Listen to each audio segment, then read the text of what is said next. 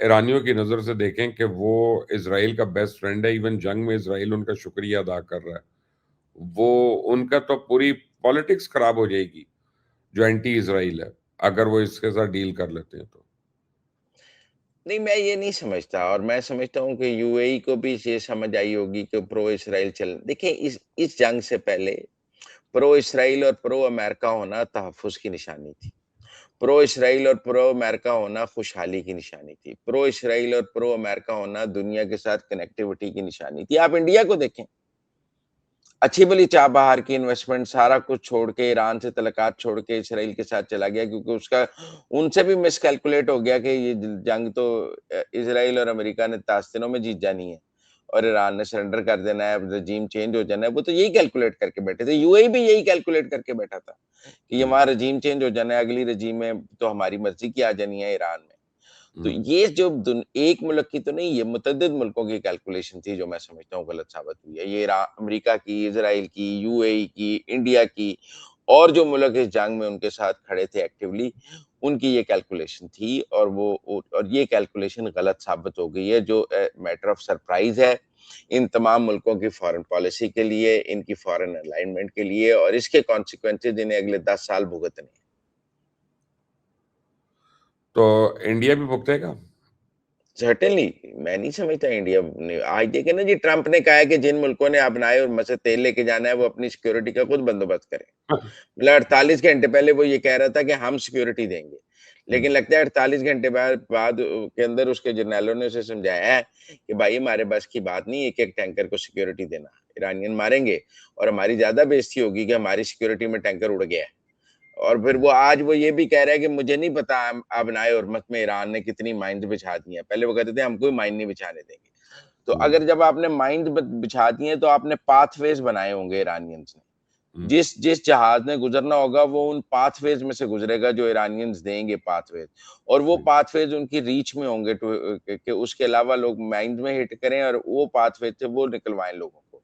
तो हम्म। मुझे ये लगता है कि अब जब अमेरिका भी आबनाए उर्मस की गारंटी देने को तैयार नहीं है, आज के जो लेटेस्ट बात है, तो फिर आबनाए उर्मस की गारंटी किसने देनी?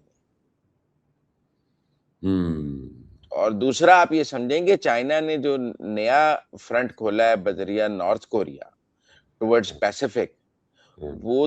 वो इससे भी डेंजरस है। अब भाई वो तो अपना बैठे बैठाए उस आदमी को क्या हुआ है। नहीं, नहीं, उस वो जो हुआ है चाइना को हुआ है। उस बंदे को क्या हुआ है?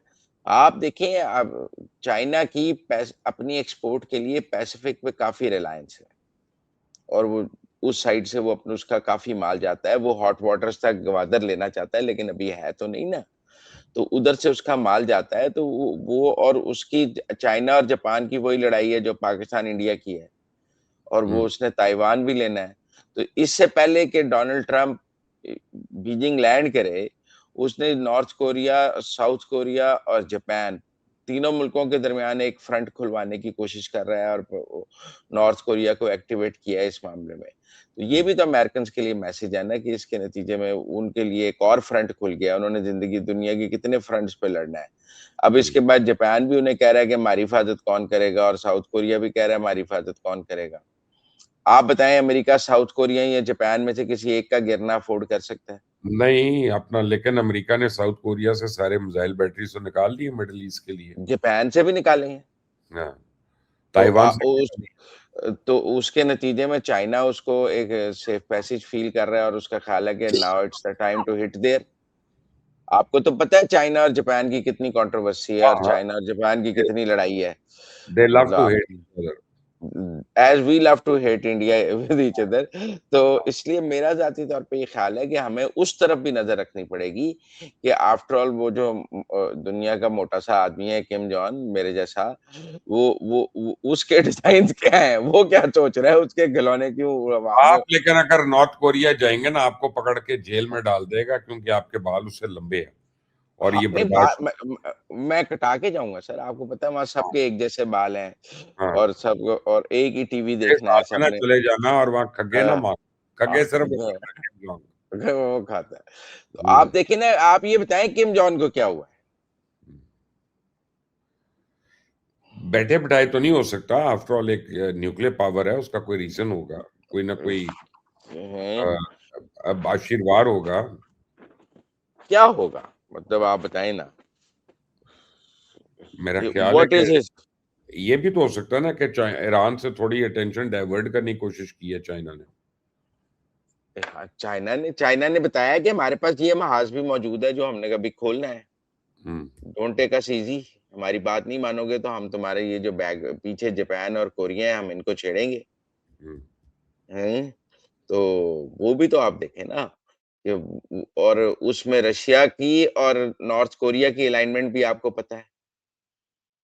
देखिए, मैं आपको ये भी बताना चाहता हूँ कि शुमाली कोरिया का रशिया के साथ एक डिफेंस पैक्ट है।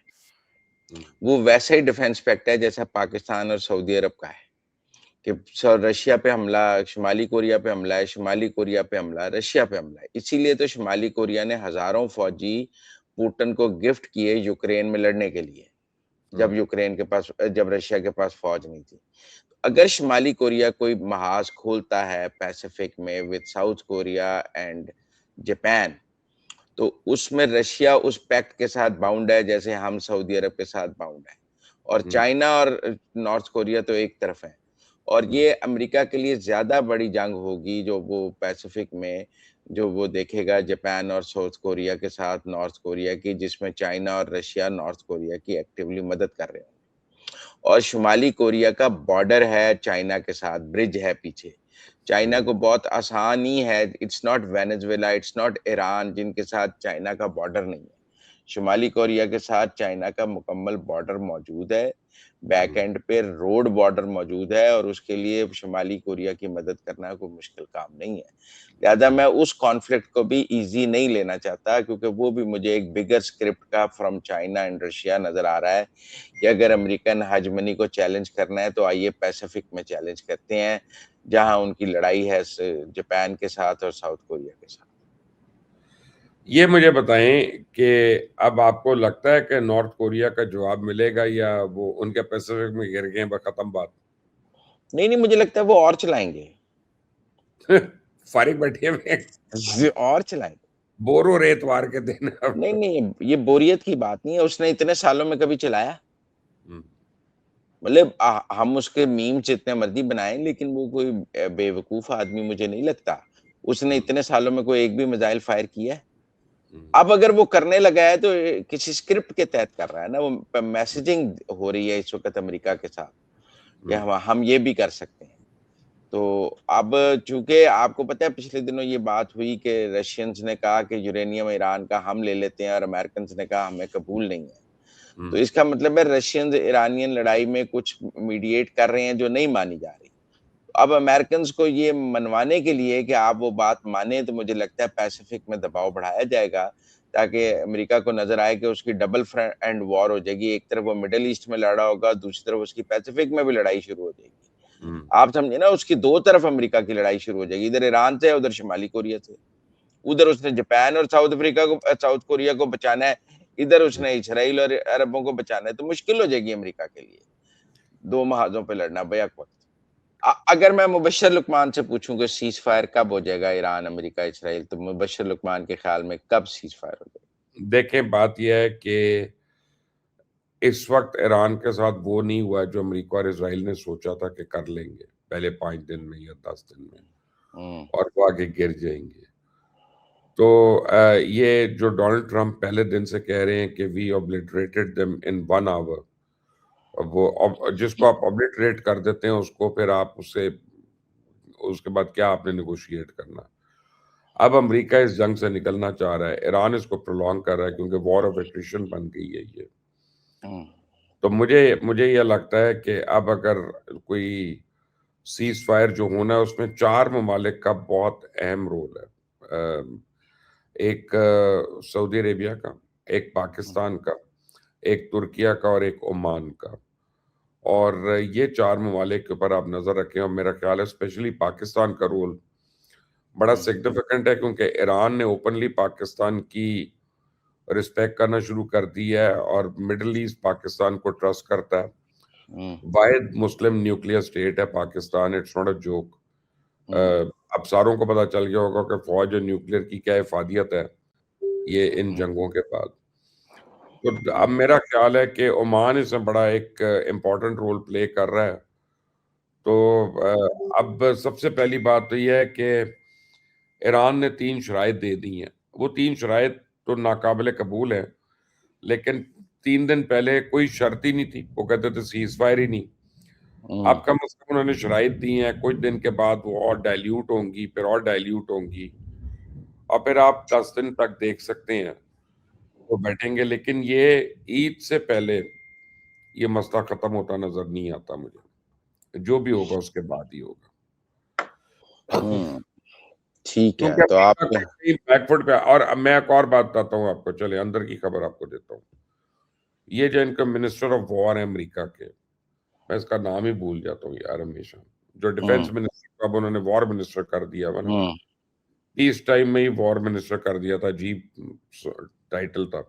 नहीं, उन्होंने मिनिस्ट्री का नाम ही बदल दिया था ना। उन्होंने कहा था हाँ, वो कहते हैं हमारा डिफेंस कोई है ही नहीं, हमारा तो वॉर है, वॉर ठीक है। तो वो अब बात ये है कि ये डोनाल्ड ट्रंप ने उसकी कुर्बानी दे देगा कि इससे मुझे अच्छा, एलन फोन किया था और ये मुझे झूठी खबरें देता रहा, उसको फारिग किया, and that is the quickest way for America to pull out. और पर इसके नतीजे में वो मिड टर्म हार जाएगा। मिड टर्म तो किसी भी नतीजे में आ, वो अपनी आप को बचाना है। देखिए जब पॉलिटिक्स में if it is your neck और my neck then it will be your neck, ये याद रखें। नहीं, मिड टर्म हारने का मतलब है डोनाल्ड ट्रंप की छुट्टी। तो मिड टर्म वो अभी भी हार रहा है, इस कंडीशन में हार रहा है। फिर उसके बाद रिवाइवल के लिए चंद महीने आ जाएंगे कि रिवाइव करने के लिए कि मैंने ये किया तो मैंने वो किया। लेकिन मैं आपको बता रहा हूँ कि लाइकली सिनारियो, क्योंकि उसने अपने आप को डिस्टेंस करना शुरू हो गया है। मार्को रूबियो ने व्हाइट हाउस से अपने आप को डिस्टेंस कर लिया। आप उसकी पिछले 4 दिन में कोई ऐसी स्टेटमेंट नहीं देखेंगे जो इन सपोर्ट ऑफ डोनाल्ड ट्रंप है।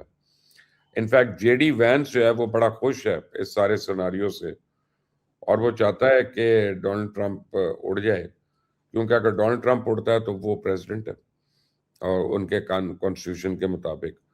तो इस वक्त रिपब्लिकन पार्टी में ऑल इज नॉट वेल, जितना हम लोग समझते हैं ना कि एक सुपर पावर है और वो ये है तो वो है। लेकिन अगर अगर रिपब्लिकन डाउन जाती है तो जेडी वैंस का अगला चांस खत्म हो जाता है ना। देखें फिर तो डेमोक्रेट्स आ जाएंगे नहीं, 2 वो साल बाद। टेन्योर तो पूरा होगा ना। अगर प्रेसिडेंट इम्पीच होता है तो रिपब्लिकन का टेन्योर तो पूरा होगा ना।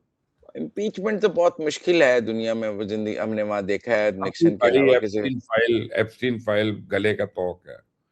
मुजम्मिल साहब ये जो है ना, हर अमेरिकन जो है ना इस पे हल चाहता है एप्स्टीन फाइल पे। वो थे मोनिका ल्यूनिस्की का हाल हो गया थे, मेरा मतलब है, मोनिका एक वोट तो। ल्यून्स्की अंडर एज नहीं थी। मोनिका ल्यून्स्की एक अडल्ट थी और 2 कंसेंटिंग एडल्ट्स के दरमियान सेक्स होना और बात है, और अंडर एज बच्चों को मोलेस्ट करना ये बिल्कुल और बात है। पूरी इस पे दुनिया जो है यूनिफाइड है एप्स्टीन के ऊपर और एप्स्टीन फाइल्स के ऊपर। एनीवे इस पे देखते हैं क्या होता है।